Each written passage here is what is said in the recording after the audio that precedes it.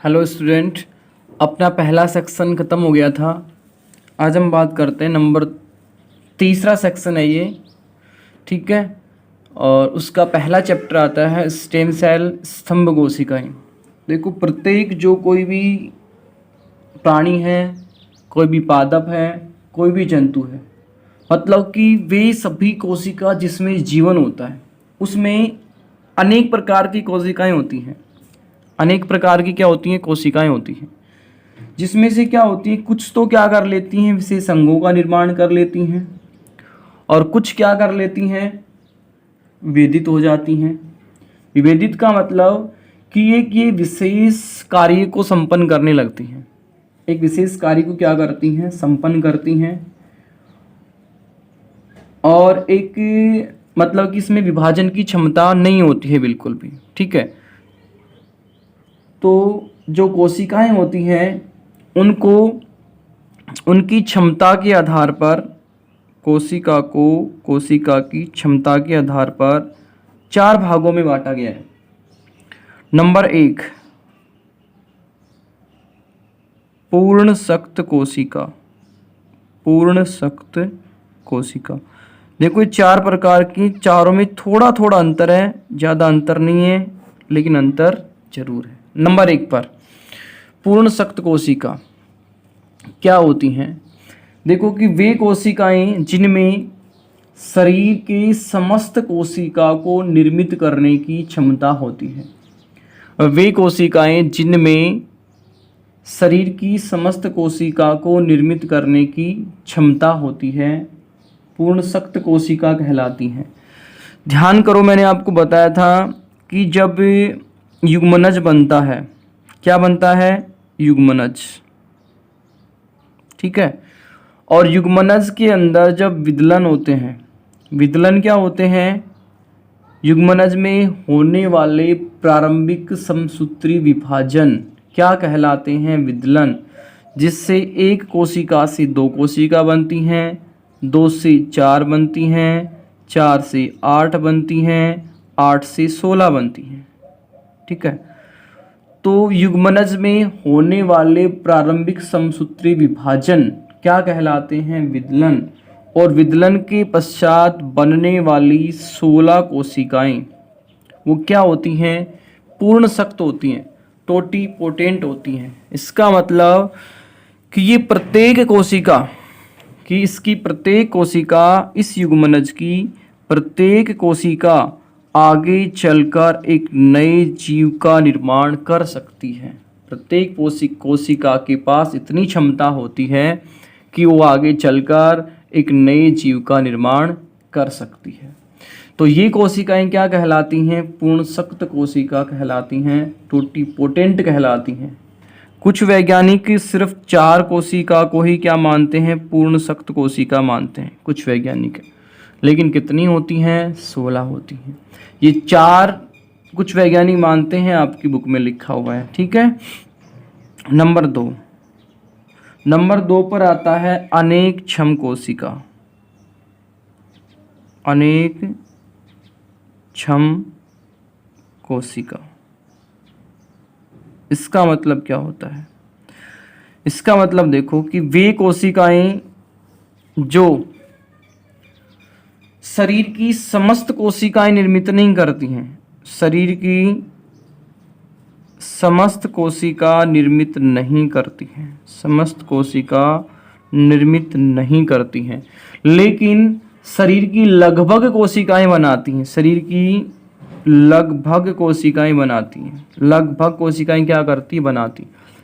देखो ये वाली है ना, जी कोशिका शरीर की समस्त कोशिका को निर्मित कर रही है, लेकिन ये वाली शरीर की समस्त कोशिका को निर्मित नहीं करती हैं, लेकिन शरीर की लगभग कोशिकाएं बनाती। 100% नहीं बनाती, लेकिन लगभग कोशिकाएं क्या करती? बनाती। जैसे कि 70% बना ली, 80% बना ली, लेकिन कंप्लीट 100% नहीं बनाती हैं। और वे कोशिकाएं क्या कहलाती हैं? अनेकक्षम कोशिका कहलाती हैं। और इसका एग्जाम्पल है कोरक पुट्टी, यानी कि जो ब्लास्टूला जो अवस्था है उसकी आंतरिक जो कोशिकाएं होती हैं, आंतरिक कोशिकाओं का जो समूह होता है वो क्या होती हैं, अनेकक्षम होती हैं। यानी कि ये संपूर्ण क्या नहीं होती हैं, संपूर्ण नई कोशिकाएं या संपूर्ण शरीर की कोशिकाएं नहीं बनाती हैं। उसके बाद नंबर 3 पर आता है बहुक्षम कोशिकाएं। बहुक्षम कोशिका, देखो भैया इसका मतलब क्या होता है। इसका मतलब ये होता है कि ये शरीर की कुछ ही प्रकार की कोशिकाएं बनाती हैं, शरीर की कुछ ही प्रकार की कोशिका बनाती हैं, लेकिन ये संपूर्ण कोशिकाएं नहीं बनाती। देखो थोड़ा थोड़ा अंतर है, तीनों में समझने की कोशिश करना। ये वाली जो होती हैं ये तो शरीर की समस्त कोशिकाएं बनाती हैं, ये समस्त नहीं बनाती हैं, मतलब 100% नहीं बनाती हैं, लेकिन लगभग बनाती हैं, जैसे कि 70% बना ली, 80% बना ली।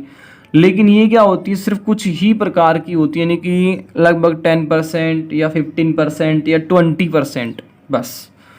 लेकिन शरीर की समस्त कोशिकाएं नहीं बनाती हैं, शरीर की सिर्फ और सिर्फ कुछ ही कोशिकाएं निर्मित करती हैं, इसलिए इनको बहुक्षम बोला जाता है।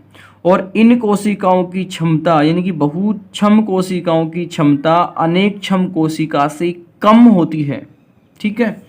और एग्जाम्पल है इसका अस्थि मज्जा की कोशिकाएं। अस्थि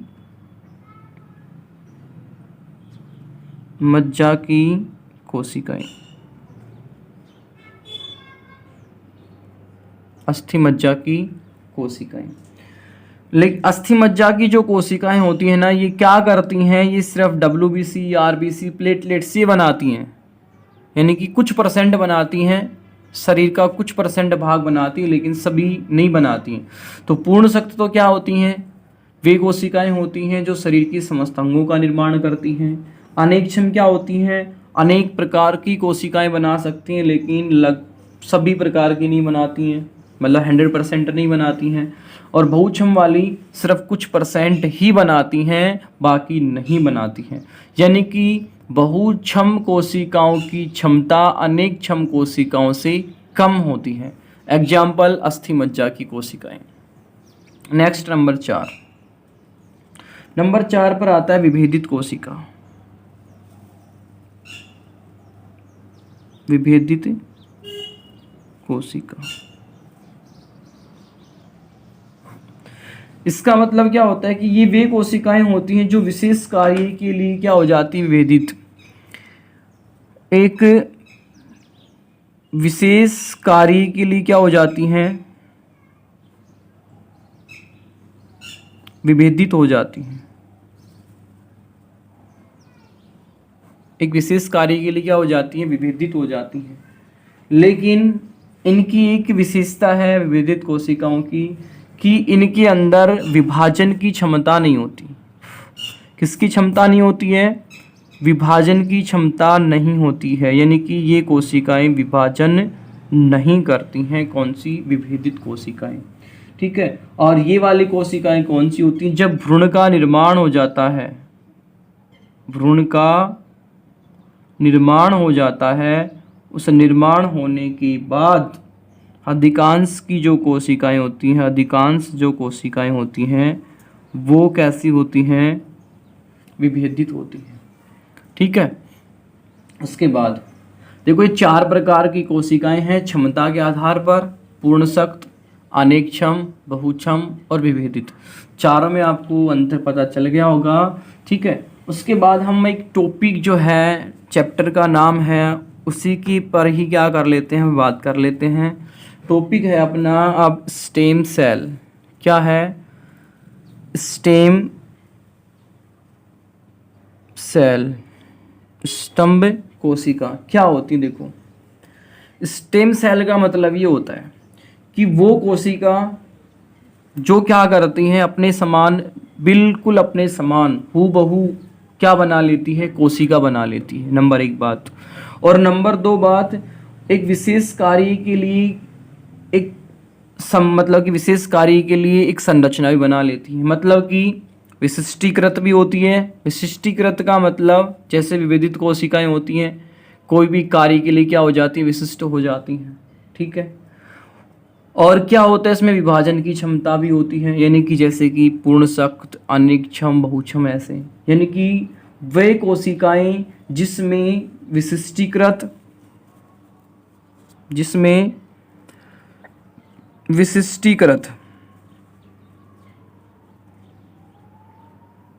व अपने समान नई कोशिका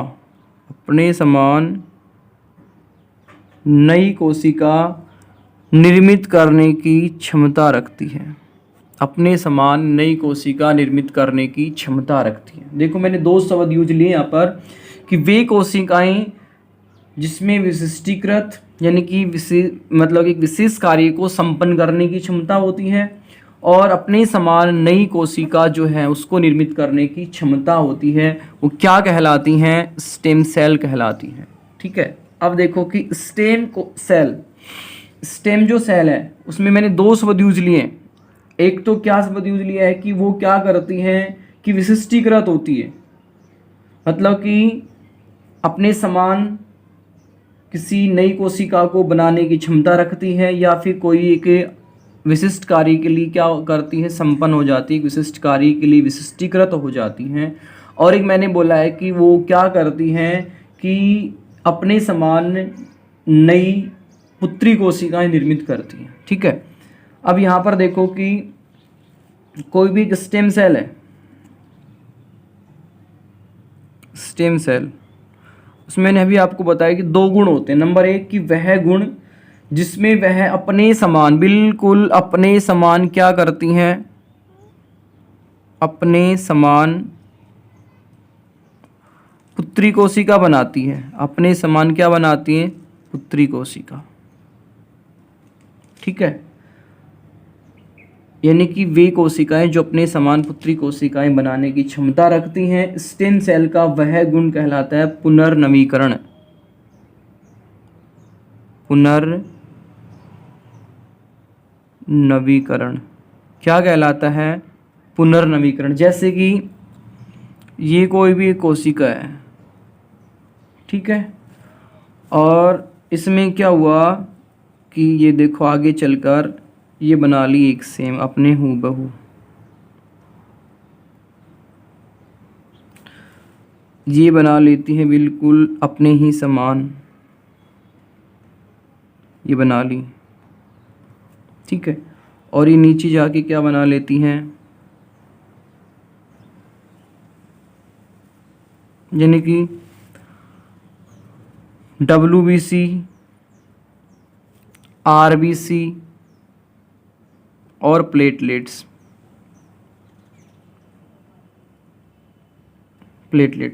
देखना, समझने की कोशिश करना। मैंने स्टेम सेल का मतलब क्या लिया है कि ऐसी कोशिकाएं जो क्या कर होती हैं, विशिष्टीकृत होती हैं और अपने समान नई कोशिकाएं निर्मित करने की क्षमता रखती हैं, स्टेम सेल कहलाती हैं।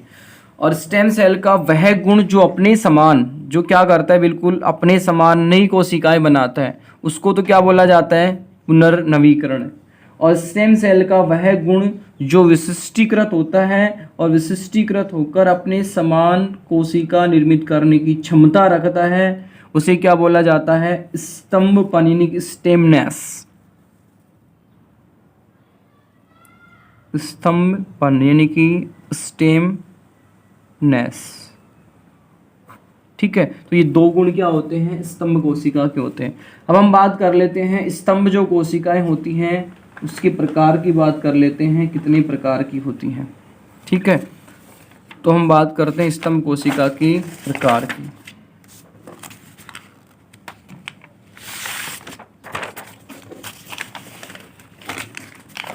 स्तंभ कोशिका के प्रकार में नंबर 1 पर आता है, देखो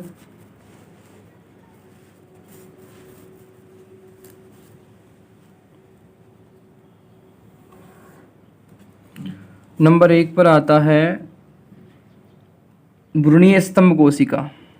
नंबर 1 पर आता है भ्रूणीय स्तंभ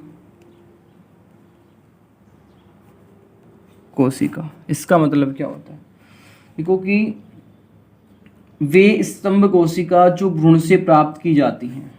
समझने की कोशिश करना कि वे कोशिकाएं जो किससे प्राप्त की जाती हैं, भ्रूण से प्राप्त की जाती हैं। देखो, जब मानव में अंतःरोपण होता है, मानव में क्या होता है, अंतःरोपण।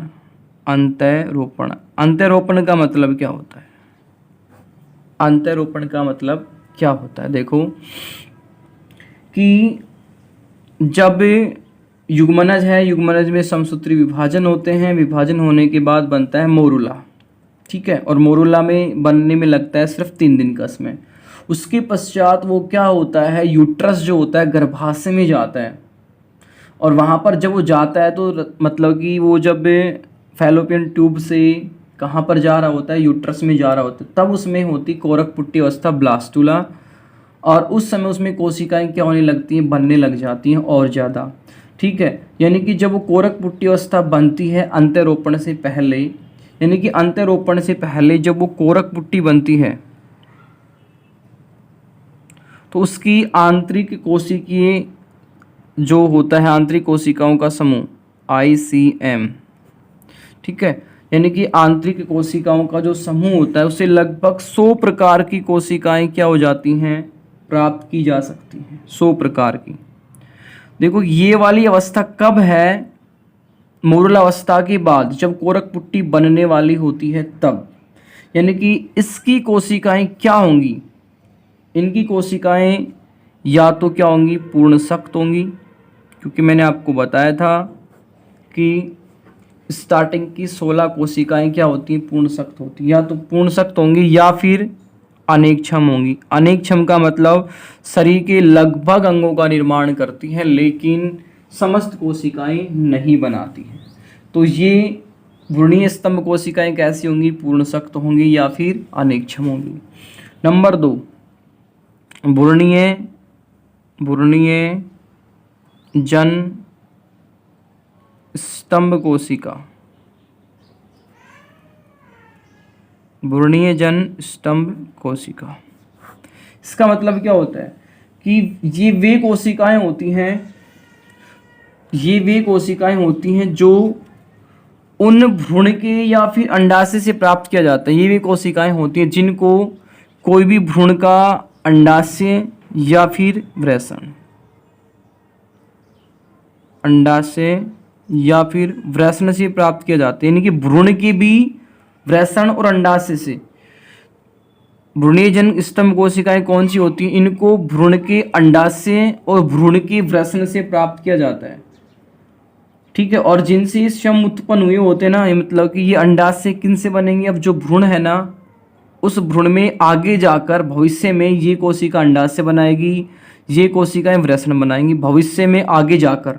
लेकिन हमने इसको कब प्राप्त किया है, जब वो भ्रूण मतलब कि एम्ब्रायोनिक स्टेज में, भ्रूणीय अवस्था में है, यानी कि 5-6 महीने का कोई भी मतलब कि गर्भ में जो शिशु होता है उससे प्राप्त किया है इन कोशिकाओं को। यानी कि उस गर्भ के से भी प्राप्त किया, गर्भ के भी वृषण से और अंडाशय से इन कोशिकाओं को प्राप्त किया जाता है। अर्थात इन कोशिकाओं को उन भ्रूणों के वृषण या अंडाशय से प्राप्त किया जाता है जिनसे ये स्वयं उत्पन्न हुए हैं। ये कोशिकाएं वयस्क में वृषण और अंडाशय का निर्माण करती हैं, वयस्क में मतलब कि आगे जाकर, ठीक है। और भ्रूणीय जन कोशिकाएं जो होती हैं क्या होती हैं, अनेकक्षम होती हैं। शरीर की समस्त कोशिकाएं नहीं बनाती हैं लेकिन लगभग कोशिकाएं बनाती हैं। नंबर 3, गर्भ स्तंभ कोशिका। इसका मतलब क्या होता है, देखो, स्तनधारी जो प्राणी होते हैं उसमें एक निश्चित समय अवधि के पश्चात, जब कोई भ्रूण माँ के पेट में होता है तो उसमें एक निश्चित समय अवधि के पश्चात उस भ्रूण में क्या होने लग जाता है, उस भ्रूण में वयस्क के बिल्कुल जैसी संरचना बनने लग जाती है। भ्रूण में वयस्क के समान संरचना बनने लग जाती है, ठीक है, जिसे क्या कहा जाता है, फिटस कहा जाता है। फिटस, FETUS, फिटस कहा जाता है। और फिटस में उपस्थित स्तंभ कोशिका गर्भ या फिटस स्तंभ कोशिका कहलाती है। फीटस में जो कोई भी कोशिकाएं होती हैं उसको बोला जाता है गर्भ स्तंभ कोशिकाएं। और ये कैसी होती हैं? बहुक्षम होती हैं। बहुक्षम का मतलब शरीर की कुछ ही कोशिकाएं बनाती हैं, कुछ ही कोशिकाएं। नंबर 4, वयस्क स्तंभ कोशिका। वयस्क स्तंभ कोशिका, इसका मतलब क्या होता है? देखो कि वयस्क व्यक्ति जो है उसके शरीर में भी कुछ ऐसी कोशिकाएं होती हैं जो अन्य प्रकार की कोशिकाओं को निर्मित करने की क्षमता रखती हैं। वयस्क के शरीर में भी अनेक ऐसी कोशिकाएं होती हैं जो क्या करती हैं? अन्य प्रकार की कोशिका को निर्मित करने की क्षमता रखती हैं। इन्हें बोला जाता है वयस्क स्तंभ कोशिकाएं। ठीक है। और वयस्क स्तंभ कोशिकाएं होती हैं बहुक्षम प्रकार की, जो केवल एक ही जनन स्तर का निर्माण कर सकती हैं। और इसका एग्जाम्पल है अस्थि मज्जा की कोशिका। अस्थि मज्जा की कोशिकाएं। तो ये 4 प्रकार की हो गई स्तंभ कोशिकाएं।